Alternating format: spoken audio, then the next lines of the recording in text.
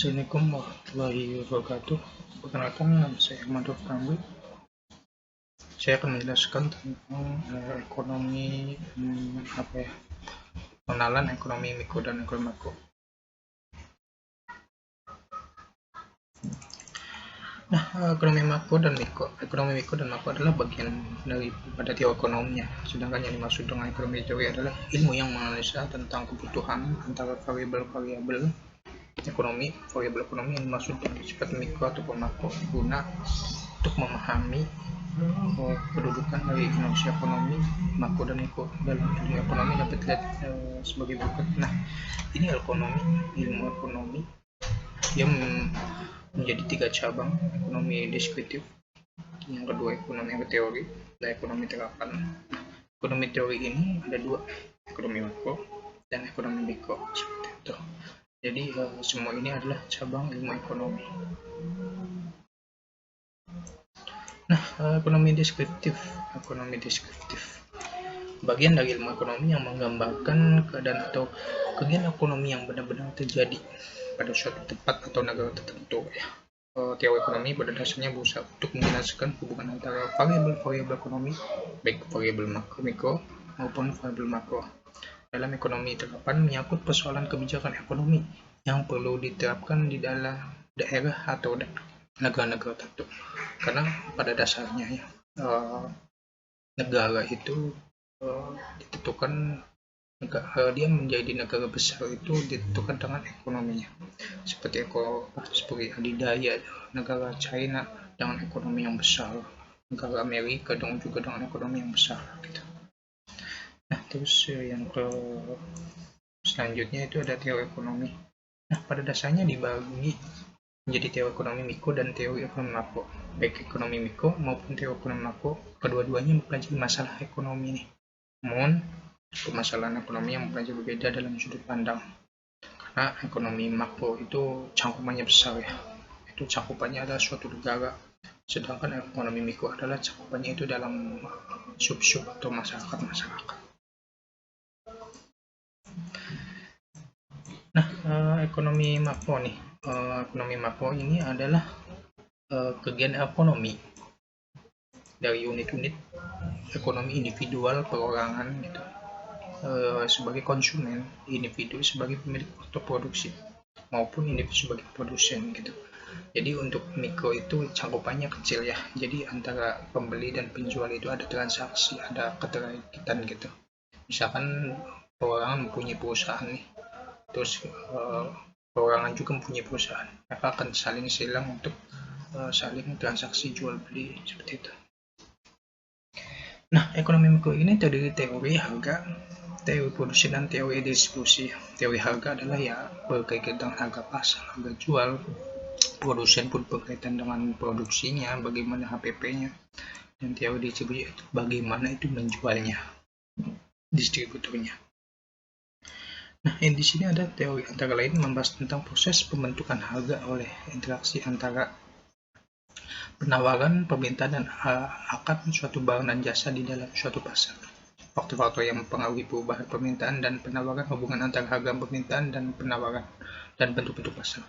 Kita tahu teori ekonomi ketika barang itu melangka, maka nilai jual pasar itu akan tinggi. Dan itu sebaliknya, ketika misalkan barang itu umum atau banyak, maka harga jualnya itu akan turun. Seperti itu ya. Jadi kelangkaan harga atau permintaan itu sesuai dari harga pasarnya. Nah, teori produksi. Nah, antara lain menganalisa tentang masalah biaya produksi nih. Tingkat produksi yang saling menguntungkan bagi produsen yang harus dipilih oleh produsen agar tujuan untuk mencapai laba maksimum. Nah, produksi ini kan bagaimana cara proses mengolah barang mentah menjadi barang jadi ya. Dan ketika proses itu pasti ada cost nih, bagaimana cara mengatur biar saving cost, bagaimana cara mengatur biar material segini menjadi kualitas yang baik barangnya, seperti itu. Sedangkan teori distribusi ada membahas tentang faktor menentukan tingkat upaya tenaga kerja, tingkat bunga yang harus dibayar karena penggunaan modal, dan tingkat keuntungan yang diperoleh para pengusaha gitu kan. Nah, teori distribusi ini kan berkaitan dengan bagaimana mereka menjual itu ke pasaran gitu kan, bagaimana konsumen atau penjual itu membeli barang kita. Nah, teori-teori ini itu berkaitan dengan nanti akan labanya berapa, terus para pengusaha juga akan mendapat keuntungan berapa sih. Oke, lanjut.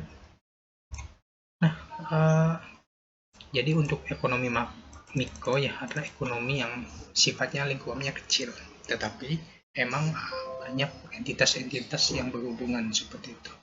Individu per individu saling berhubungan dengan permintaan pasar dan harga pasaran saat itu. Nah, kita yang kedua adalah ekonomi makro. Ekonomi makro adalah menganalisa kegiatan yang pemasaran ekonomi dari ekonomi individual, maka di dalam ekonomi makro, manusia itu menggunakan sebaliknya. Artinya yang dipelajari dalam ekonomi makro adalah variabel-variabel yang besar, totalnya, pendapatan nasional, konsumsinya, investasi negaranya, dan sebagainya. Ekonomi makro menganalisa keadaan keseluruhan dari kegiatan perekonomian di dalam ekonomi makro, tidak membahas kegiatan yang dilakukan oleh seorang produsen, seorang konsumen, atau seorang produksi, tetapi keseluruhan tindakan para konsumen, para pengusaha, pemerintah, dan lembaga-lembaga keuangan. Nah, ekonomi makro ini kan berarti ibaratnya total dari para individual, para investor, atau para lembaga keuangan, semua dikumpulin, nanti dapat tuh untuk berapa sih total keseluruhan ekonomi Indonesia gitu, berapa sih total pendapatan untuk keseluruhan Indonesia, seperti itu.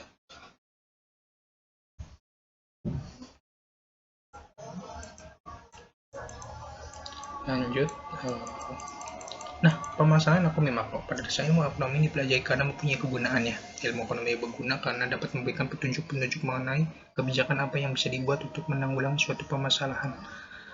Nah, ekonomi makro merupakan salah satu cabang ilmu ekonomi dapat membantu memecahkan permasalahan kebijakan ekonomi secara makro. Permasalahan kebijakan ekonomi makro mencakup masalah-masalah yang berkaitan dengan pengelolaan dan pengendalian perekonomian secara umum. Tugas pengendalian ekonomi makro adalah mengusahakan agar perekonomian bisa bekerja dan tumbuh secara seimbang, terhindar dari keadaan-keadaan yang dapat mengganggu keseimbangan ekonomi.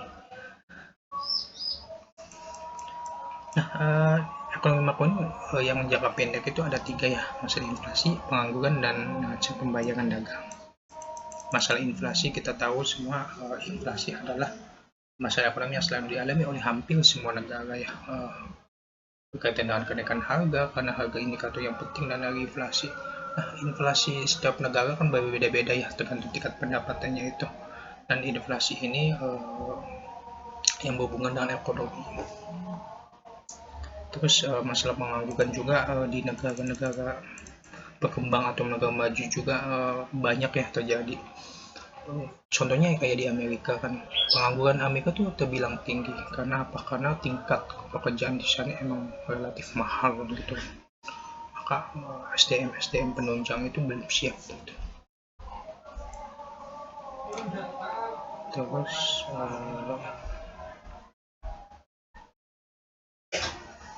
nah ini neraca pembayaran. Neraca pembayaran adalah bagaimana negara itu bisa membayar GDP-nya atau mengatur tentang utang negara tersebut dengan secara surplus atau defisit. Kita tahu ada surplus adalah suatu keadaan di mana itu laba ya. Sebaliknya defisit adalah suatu di mana neraca pembayaran itu mengalami rugi.